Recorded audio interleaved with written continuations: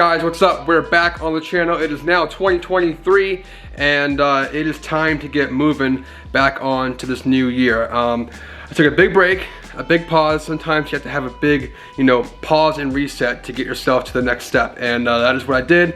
I haven't had any uploads, not much content, not much going on. I've been kind of, just kind of figuring out everything with life, drifting, and all the above. So now, last year's over.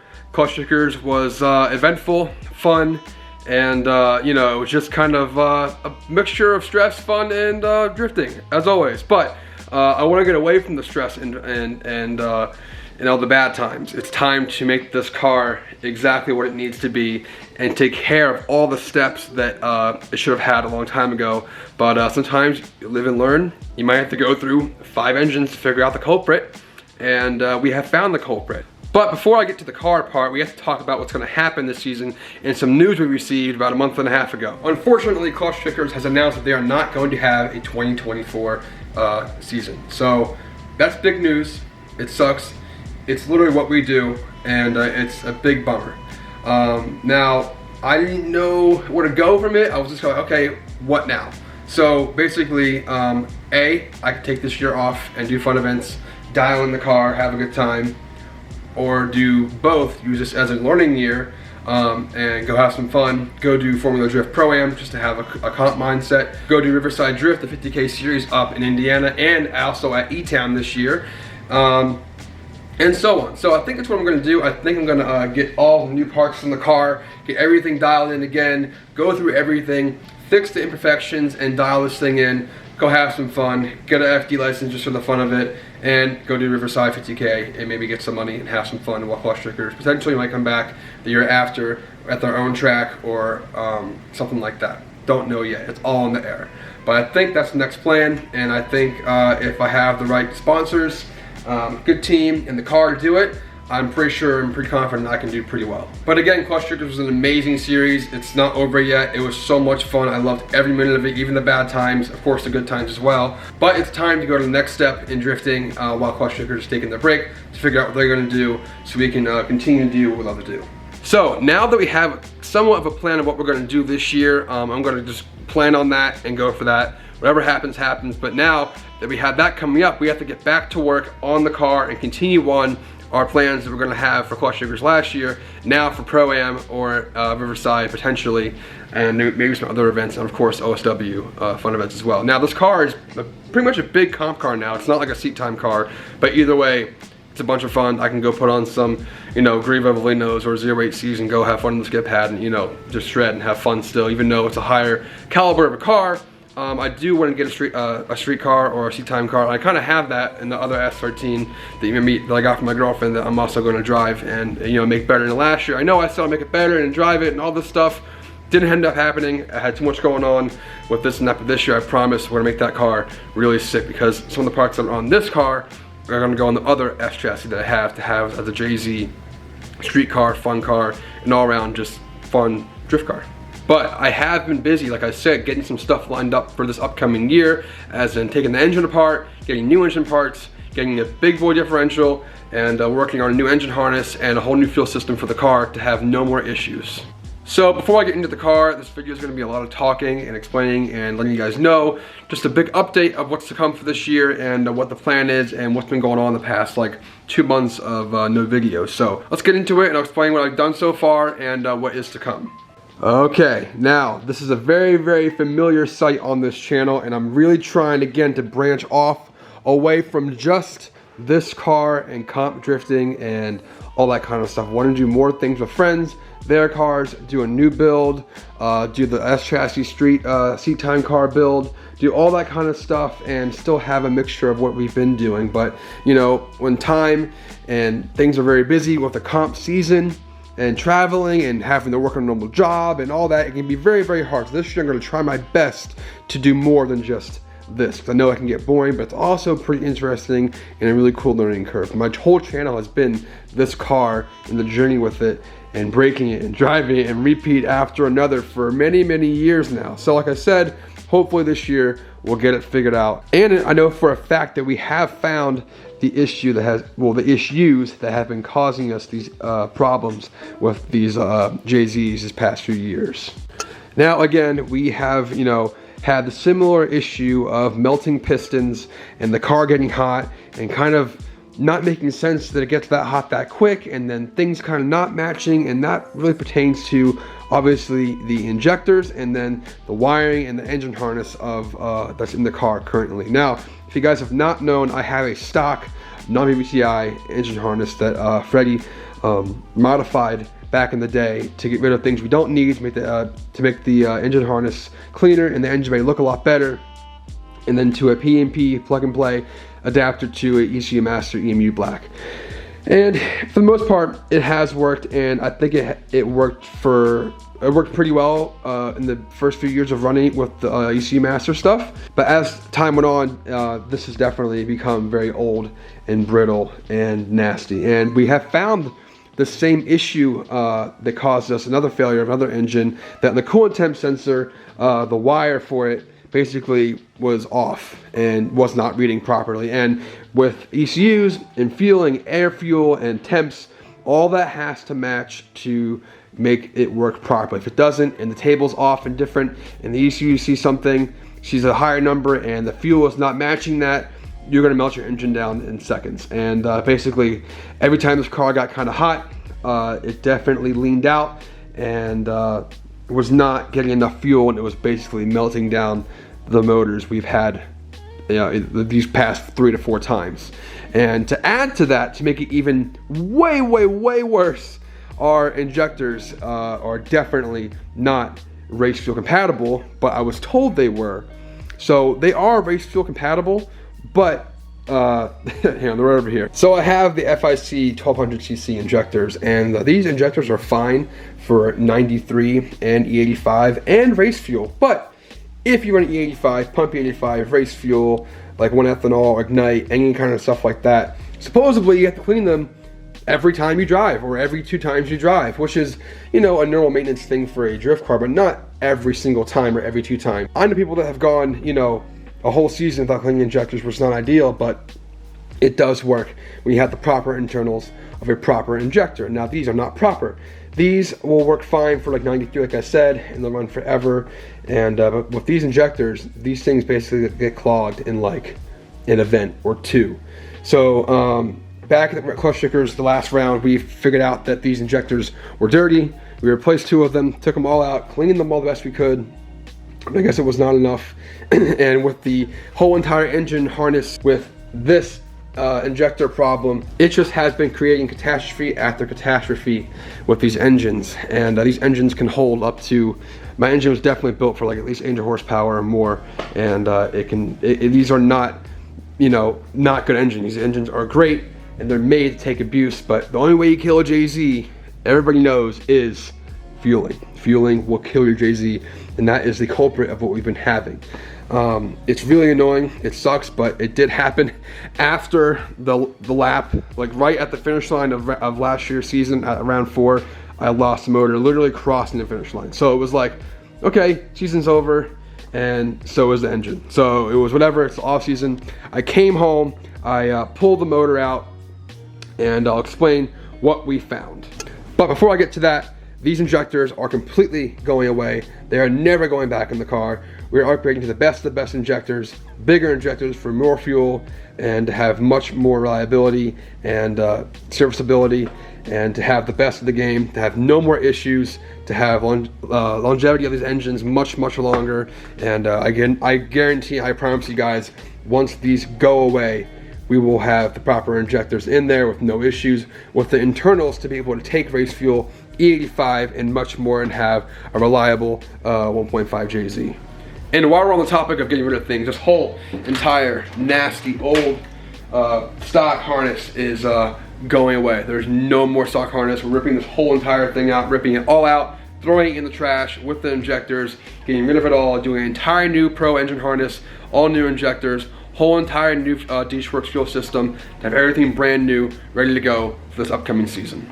And that, like I said, I got home, after round 4, I pulled the motor out, and we found a very, very, very big issue that I pretty much knew. Pulled the head off, and we instantly saw this right here.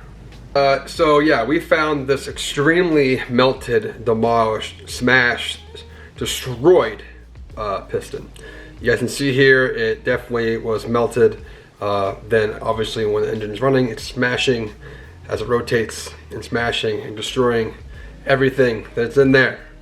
It really sucks. I'm glad I shut it off instantly, but that's how much damage that can happen within the span of a few seconds. So with the harness not reading properly, and there's absolutely no injector, no fuel going to that cylinder, obviously, that's what happens. And it really sucks, but I expected everything here. The rods are all in good shape. They're very expensive, but at the end of the day, they're in great shape. They look great. No problems with the rods, so we can reuse those, no problem. I inspected all the bearings, main bearings and rod bearings, and they all look basically brand new, which was really, really good after a full season of drifting. They're very cheap. I'm just gonna replace them anyway. There's no need to put used bearings back in, but if you wanted to, you could for sure use these again. But in my case, I'm gonna replace the bearings and then continue on with the new engine. But plan is basically do the same kind of engine, but possibly billet mains, and then a very, very awesome new updated head. But with the engine stuff, again, I'm gonna do full new bearings, same rods, new pistons, obviously, same kind, just new. Get the block to the machine shop, have them rehome the cylinders, hot tank it, get it all fresh and clean for the new, for the reassembly. And then the head got pretty messed up from the piston smacking it. And it definitely hurt it really good. You can definitely use it, definitely have it repaired and to be usable again. But I was gonna do that until I went on Facebook Marketplace and I found a killer deal on a fully refurbished, basically back to brand new 1J head. I was tempted to go 2J head, but it would cost an astronomical amount more money to do a 2J head.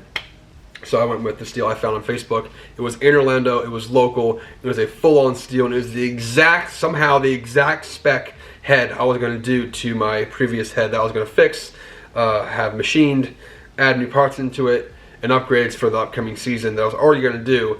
And funny enough, this guy had it for sale, machine ready to go by a good machine shop with the exact parts I was looking for, already ready to go. So all I had to do was basically buy it, and now it's been sitting here and it's ready to go into the new engine literally right now. Let's look at that real quick. All right, so here we have our new to me 1J non-BVTI head. Same head casting we've been running for years now. So this head is not stock. It's fully machined, decked, hot tanked, glass beaded to look brand new.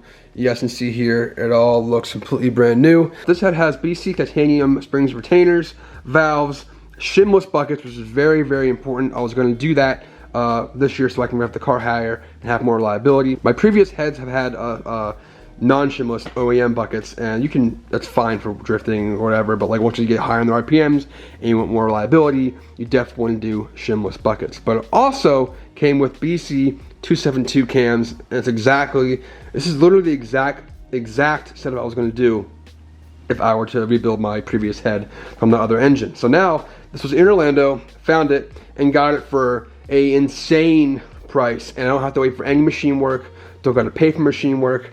All the parts are here, it's ready, it's installed, and it's ready to be dropped in on the new engine block when we get to the block back from the machine shop, and it's ready to go. I'm super stoked on this to have brand new cams, brand new internals, like I said, titanium springs retainers, shimless buckets, valves, everything ready to go. It's literally, I'll try and open it up for you guys so you can see the bottom.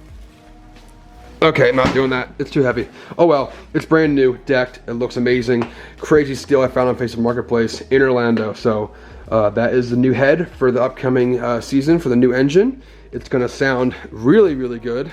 All right, we're on the iPhone now. Sorry about that, might not be as great as quality, but I wanna get a video up for you guys and my camera keeps overheating. So anyway, yeah, this thing's gonna sound amazing. I had stock cams in the previous motor, and I forgot how good my car sounded with cams, as in like high-end sound, mid-range sound, and even at idle.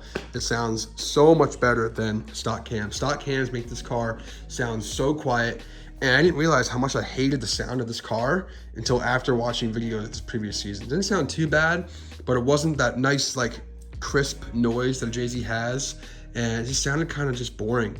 And I'm kind of annoyed that I didn't notice that all season. So I'm sorry for shitty Jay-Z sounds. So hopefully this year it'll sound much, much better with the new BC272 cams. Previously, before this past 2 engines, I had 264s, and this thing sounded freaking sick.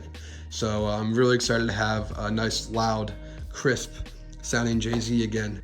But again, we're upgrading to 3584 RS with 272 cams, with a sick built head and a sick bottom end. So this thing's gonna be really, really good. And I'm super excited to get this thing back in the car and running. But we'll build this thing to be bulletproof and make this thing super reliable, and it's gonna sound freaking sick. And we can make a lot of power with that turbo. But the big upgrade we're doing this year is something I've been wanting to do for a while. I've actually had it for a while, and it's been up in Jersey getting some fab work done. And it's very important, and I'm really excited to announce that we are gonna be doing a winner's quick change in the S13.